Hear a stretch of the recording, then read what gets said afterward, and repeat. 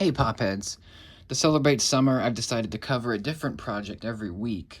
In this case, today's album comes from Ariana Grande. You all know her. I don't need to introduce her. This is her fourth album, called Sweetener. I'm sure you know it. If you don't, well, that's fair, because this album kind of got overshadowed by another album, which came out right after this. But I decided to cover this one in this series because to me it kind of evokes summer. It has a very warm aesthetic, both like just for the era itself and also musically. It's very bright, bubbly, bouncy, and it's very positive, which I find very refreshing for a lot of reasons. And again, this is her fourth album. Dangerous Woman came out before this, 2016, of course. And then after this, the one that overshadowed it was Thank You Next, which came out in 2019. Technically a better album, but I prefer Sweetener just in general. I'm glad I gave it a shot. I did not listen to it when it originally came out in 2018, mainly because I just wasn't like a huge, I wasn't a deep dive fan. I wasn't super crazy about her. Although I of course listened to her, mainly her singles. But I gave this album a listen and I was very surprised. Mainly because I was pleasantly surprised. It's very, very wonderful in my opinion. Half of this is produced by Pharrell Williams. The other half is produced by Max Martin and his guys. So it has a very kind of split down the middle kind of sound. Most of the singles were produced by Max and Ilya and Savan Kodacha. The Swedish hitmaker guys, the guys that bring you radio hits. And then the other half is Pharrell and Ariana, where they kind of experiment, they try new things, and I think it really helped her career because this actually kind of feels more like just her own project with collaborators rather than just radio hits in a playlist like I feel like My Everything was. But the reason why I decided to put this in this series is because it has this very summery vibe and aesthetic. Like most of the videos are very artistic, they're very creative, they are very memorable, and they kind of stand out in her career to me. And this album in general is many fans' favorites, mine included. It's definitely my favorite that she's done. A lot of her big hits are on here, and she won a Grammy Award for it. So, yeah, it definitely earned its praise. Unfortunately, the era didn't last very long because Thank You Next came out right after this, literally the year after, and it kind of just overshadowed everything. So, sadly, the era didn't last very long, but we can still celebrate it together. We'll take a look at it. It's very, very wonderful, just the presentation of it. We got 15 tracks, 47 minutes of music, and it came out in 2018. Of course, Republic Records released it. And it's very different musically than anything she's ever done. It's very unique because Pharrell brought his production onto most of these tracks, which makes it sound completely different from everything on the radio at the time and also just in her catalog. It's just unique. It's something different. I love almost all of these. A couple of them I'm not crazy about, but I don't hate. I pretty much love all this whole track list. It's just I prefer some over others. So if I nitpick, that's why. But I love the upside down theme. It's not the last that will be in this theme, but it's the first of her albums to be colorful. The rest of them are just black and white, which I guess is fair. But this is the first one where she put color into it. She's fully lit up. She's got a cream-colored background, silver hair. It's very bright because this album is bright. And she said it was the first time that her life was upside down during this time. So that kind of explains it. We'll take a look at the physical first because I like to do that first. It just really stands out. She's upside down. She's kind of tan, and she has a cream top and the cream background, and she looks cream colored, but she's got the silver hair. Sweetener is title is very tiny. It's like right above her head. And then there's the parental advisory, explicit content warning. That's really not relevant. There's not a lot of cursing on this album. It's very few curses are on this. The only F-bomb is on Better Off, which we'll get to. Everything else is very light on cursing.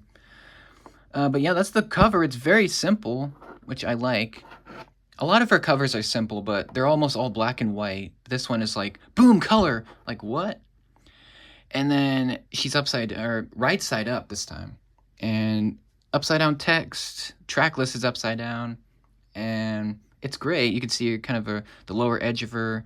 You can see what she's wearing. It's just very simple, you know. It's very artistic, I feel like. I'll flip this over. You can see the track list. There you go. Right there.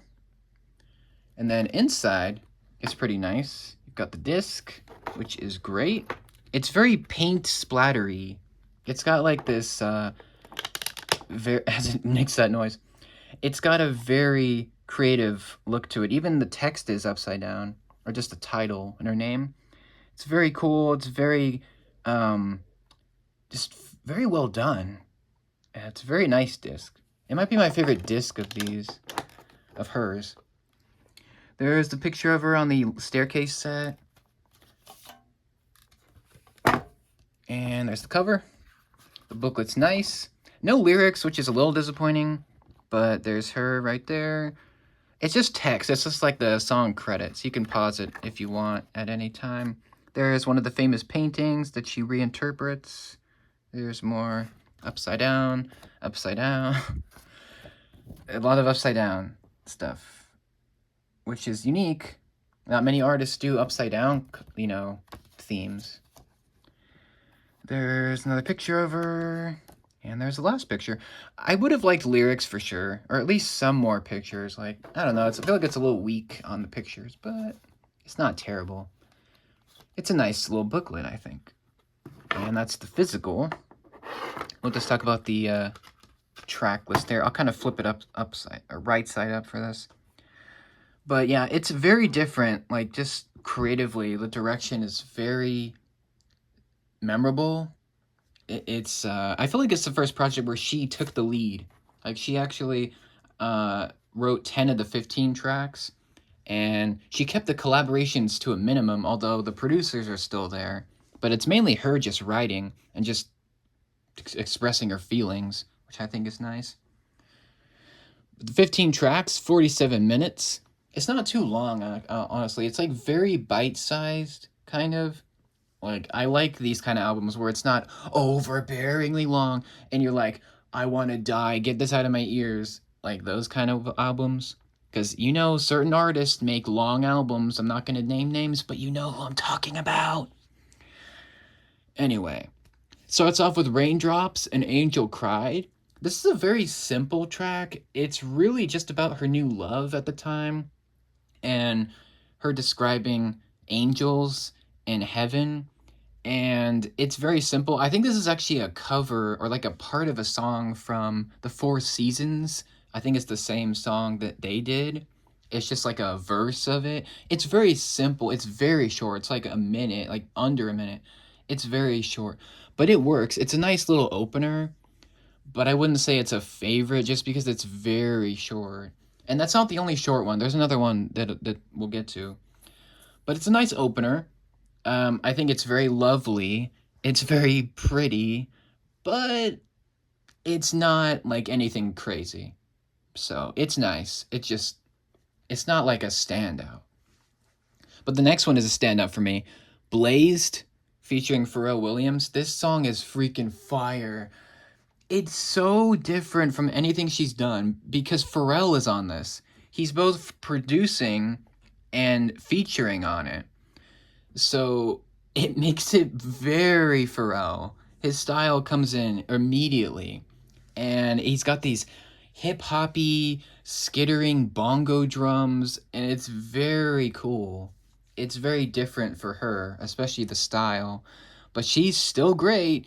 She's leading with the verses, whereas he has the choruses.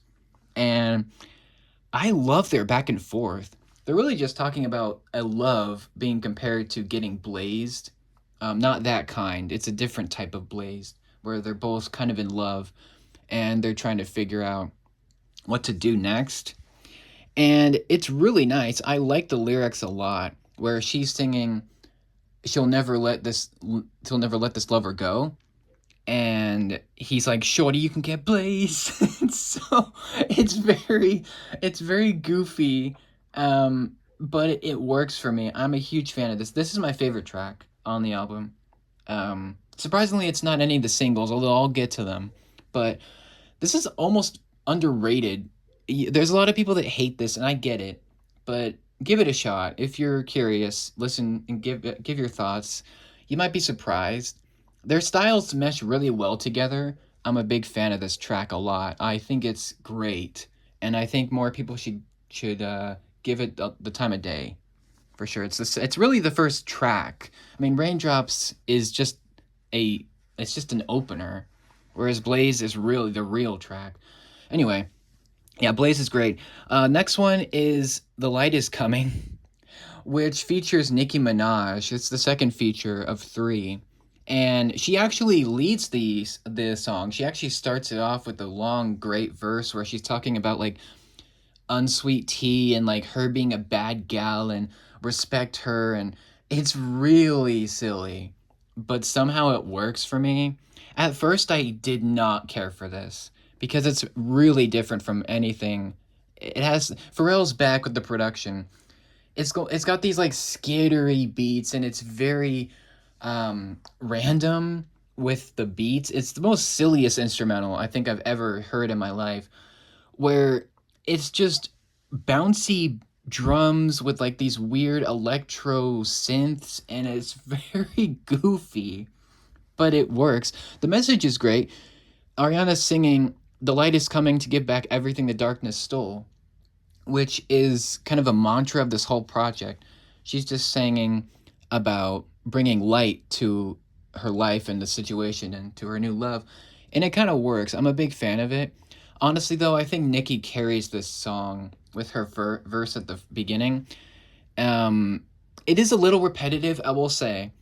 It's not a favorite because it's very repetitive. I think Ariana sings it more than like 20 times. It's a lot, but it works. I think the video is great too. It's just very random. I can see people hating this because of how different it is. It's different. It's something. It's a different switch up for her. She sounds great. Nicki sounds great. It's just one that I could, take or leave. I'd take it. It's good. It's just not one that I come back to a whole lot. But the production side is great. There's also a sample in the back. You wouldn't let anybody speak in instead. I think that's what the guy's saying. It's from like some town meeting or something. It's really funny. I do think the sample gets a bit annoying. I do think it could have been pared down, but regardless, great song, great message. It's very happy. It's really nice. I like the lyrics, and yeah, it's a promotional single too. It's not technically a single, but it kind of is, but it isn't. Whatever. We're moving on. Great song. Next one is another personal favorite. This is REM, and it's actually meant to be a reference to dreaming, like REM, the sleep, the REM sleep cycle, rapid eye movement, I believe. But it doesn't say that in the song because she's singing about her new love, and she's dreaming about a new lover, and she doesn't want to wake up. And I love this track. It's very dreamlike. It feels like you're in a dream. Um, and her voice is probably honestly, I think her voice is the best on this because it's very ethereal. It has almost this kind of this sleepy tone to it. It's very trance-like, I guess, in a good way because it's very happy. She doesn't want to wake up from this, wonderful dream. And my favorite part of this is the bum bum bum bum bum bum, like the little doo-wop bum bums in the back. And there's also some ad libs from Pharrell. It's very hard to hear, but he's back on this, and he produced it as well. I think it's really nice. It's one of the longer ones, but I think it's really nice. It fades out really well, And it's one of the standouts because it's so different. It's something you almost wouldn't expect. It's kind of like a ballad, but not. It's it's got a lot of, it doesn't have a lot of instruments. It has very few drums. It's just very um it's very dreamy. That's the word I could describe for this one. And it's gorgeous. I'm a huge fan of this. Like my second favorite, I think, for sure. Just for how unique it sounds. And lyrics are good too. Next one up is God is a Woman. This is well, it was one of the big singles. It still is. Um, this is not what you think. This is not a anti-religion thing. This is about sex. It's one of the only like purely sexual songs. And it really isn't even that explicit. It's just that's the theme of it.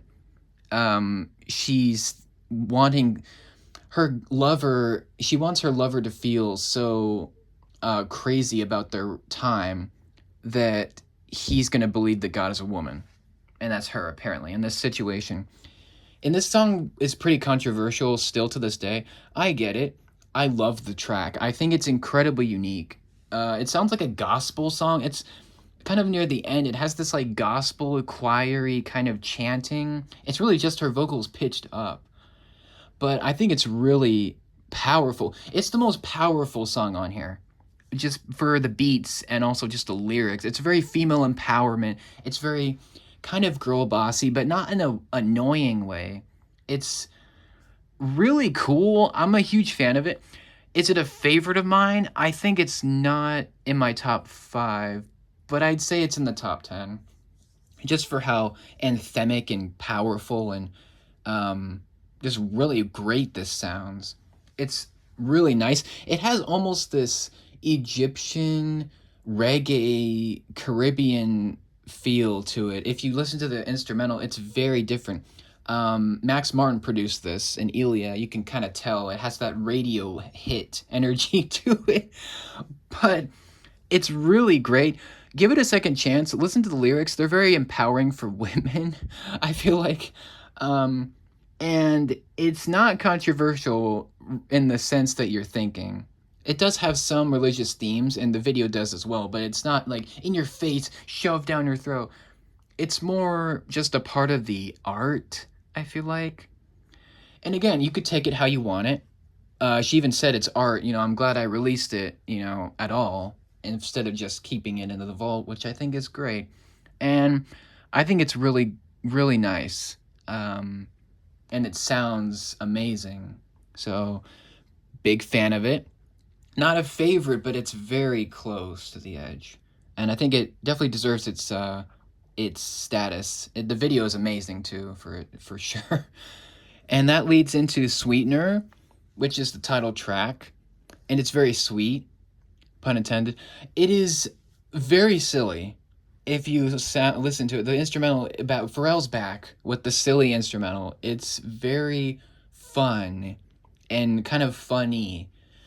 Essentially, she's singing about when life deals us cards, make everything taste like it's salt, and she says, she's essentially singing about her new lover, and she's saying that they're a sweetener in her life. And then it switches up to when she says like, hit it, mix it, kiss it and mix it. You know what I mean? It's the silly chorus where it repeats like 50,000 times. It works for me. I like it a lot. And I think it's really nice. I'm a big fan of it. And yeah, it's not a single, surprisingly, but I think it's really nice. It's very fun to listen to. It's very anthemic. It's a good title track. Not a favorite, but it's pretty cool. I like it a lot. Lyrics are great. Production's nice, and Pharrell's back again, and I think it's really cool. The next one is also really cool. Successful. This one's really just kind of a gentle flex song, where Ariana is singing about her success and her fame and where she came from and like how she got here, and then she tells us that we're successful, and it's honestly really nice to hear that. And also it's just very uplifting Pharrell's back with the production, and honestly, this instrumental reminds me of like a video game. It reminds me of of like some level. It's very video gamey. It's very it's just very fun to listen to. I don't know. The production alone for this is so unique, and it's really nice. Big fan of it. It's very positive. And the next one is honestly well, it's called Every Time, but it caught me off guard because I didn't expect to love it as much as I did. I came out of it really liking it. And she sings, "Why does God keep bringing me back to you?" It should have been called Back to You instead of Every Time. She doesn't sing every time. Like, it's like once or twice. She says Back to You like 50 times. It should have just been called Back to You. But uh, Every Time's good. I like it a lot. It's underrated so much. Um, and it's great. It has a great production. A lot of these have the same production, like style. Like, it's very skittering beats, a lot of hi-hats, some hip-hop drums, 808s, bongos, some synth pop for the singles. So the production is very consistent on this, and you can kind of tell who was doing what.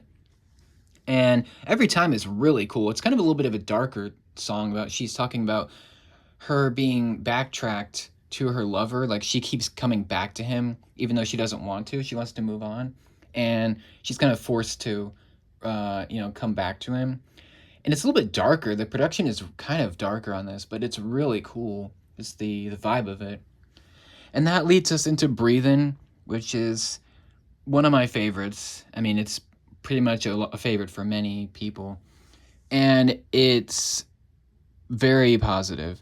It's about her anxiety attacks, like just in general, like panic attacks and PTSD and like overcoming trauma and tragic events. That's what this is about. I could see people getting annoyed by this because it was played a lot and because it was a big single.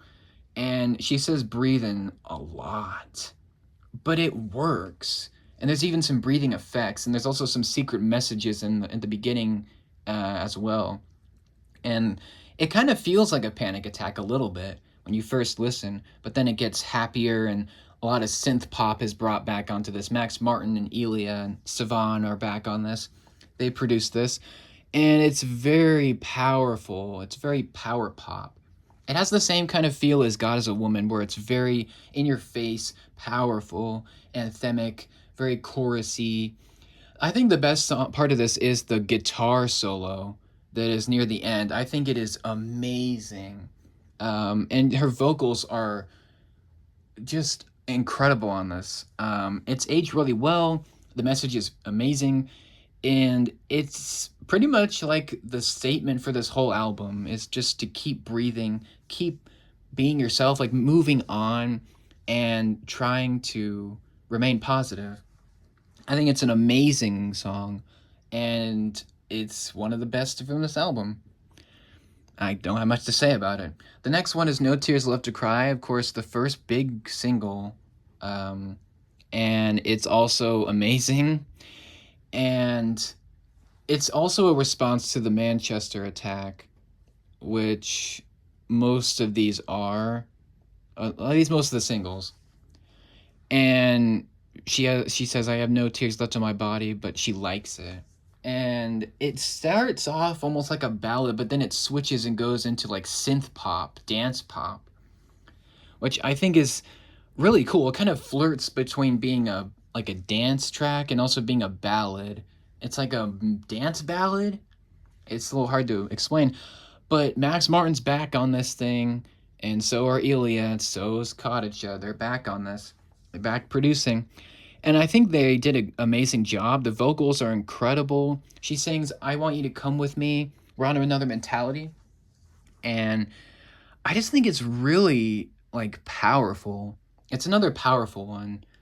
Just because of like how strong her vocals are, and just the lyrics are really hard hitting at the time, and also just it's aged really well. It's same with Breathing. They both kind of exist in the same world for me, kind of like in the same story. I feel like The video is amazing for this, for sure. Like, for all the videos for this era were great. And next up is probably one of my least favorites, Borderline. This one has the last feature, Missy Elliott. It's I've gotten used to it. It's honestly, Missy Elliott's feature kind of sucks. I was expecting something a lot better. This one is not it. I'm sorry. Missy, I'm sorry. You did not eat on this. Her feature is so short. It doesn't do anything. There's not much, like, I don't know. I feel like she should have brought it more on this. Like, her voice is like very flat and like monotone. It doesn't work. I don't know. It's something about Missy's feature. It doesn't really do it for me. I don't know. Like, Pharrell killed it on Blazed. Nicki like shot out of the stratosphere on The Light Is Coming. But Borderline, Missy, what are you doing? This is not it. I'm sorry. Borderline, her feet, it's not even that long. It's like 30 seconds, 20 seconds. It's so short. I don't know. But the thing that saves Borderline for me is the production, which Pharrell did once again. It's really interesting. It's like almost like UK garagey, like it's very synthy, kind of hip hoppy with the drums and stuff. It's kind of cool. It's got a little bit of a dance feel. And Ariana carries it, I feel like, with some of her vocals. Um, I really like the part where she says "light it up." I like that kind of a chorus part. I like that a lot. But like the Borderline stuff, it's okay. There, she's talking about her being on the borderline of love and not, being able to go back. It's okay. I mean, it's just like Ariana carries it. The production's good enough that I don't hate it, but I don't. It's not a favorite. It's fine. It's not terrible. It's just not one I know I'm not going to play it that much, but it's fine. It's decent. Next off is Better Off. This one is kind of growing on me. It's very somber. I feel like it's kind of the start of the sad tracks. Um, it's kind of like this ballad, but it has some dance elements to it. It's kind of cool. I do like it. I think the best part of this is actually the production, where Pharrell's back once again with the production. It's cool. It's nice, and that's about it. Like, I just don't have much to say on it. Like, it's cool and it sounds very nice, but that's about it. It's just not like a standout like the rest of these. Don't hate it though. Next off is Better or Good Night and Go. Not Better Off. Good Night and Go is definitely the most emotional one. For some reason, when I first heard this song, I don't know what it was. Maybe it was the context that I read about it, about who this is about. But this is about her relationship with Mac Miller, I believe. Either that or Pete Davidson, which we'll get to him. We'll get to him. It's one of them, or one of her exes. And I don't know how this affected me, but this is the first one that made me like cry. I had no tears left to cry. Like, what is going on with this? It's very sad. It's, I guess that's the way that she sings it. I think that's why it got me very emotional.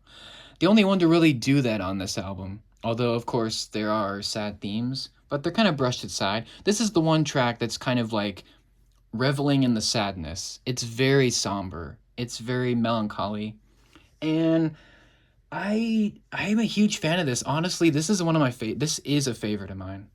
Just because of how powerful it is and how real it feels and how raw her vocals are. I think that's why it got me, because of how um just how powerful she sings on this. And it has this very touching feel to it. And I think that's why it got me. I don't think I can listen to this more than maybe 3 or 4 times, just because it kind of hits me. I feel like this is supposed to be what Ghostin' was supposed to do for me. That didn't make me as emotional as this. I don't know. Maybe it's the tone of her voice. I think that's what's going on. But I think it's amazing. and give it another shot. I wasn't expecting that, but I'm glad I listened to it. And it's one of my favorites on this one. And second to last is Pete Davidson. Now, because of the name, you could make fun of this, of course. But he's not mentioned in the song. His name isn't mentioned. But she just titled it that. But she's just talking about her love with him, and it's pretty short. It's like 30 seconds, maybe 40 seconds. It's really short, but I think it's great. Just the production side of it. And I think her vocals are really great in the second half, where she kind of does the ooh and she kind of layers it up. I think it's really cool. She sounds very vocodery near the end, but I think it's really pleasant. It's definitely the most pleasant on this for me. And it's really short, so it leads us into the final track, Get Well Soon, which surprised me the most, I think. Well, second most, of course, because Good Night and Go punch me in the gut. But Get Well Soon is about it's about anxiety once again. It's about her overcoming trauma and grief and tragic events. And it's the longest track on here. It's 5:22, which is actually a reference to the Manchester incident, which is interesting. And it's really nice. It's got not a lot of production. Pharrell's back with the production, but it maybe someone else produced it, because it's very minimalist when in terms of the beat, the instrumental. It's very subtle. It's almost just her vocals, and it's a long song, but it works. I like it as a closer. It's very nice. It has a nice message. She's essentially singing, take care of yourselves, take care of each other, lift each other up, and get through these hard times. And I think it's great. Is it a favorite?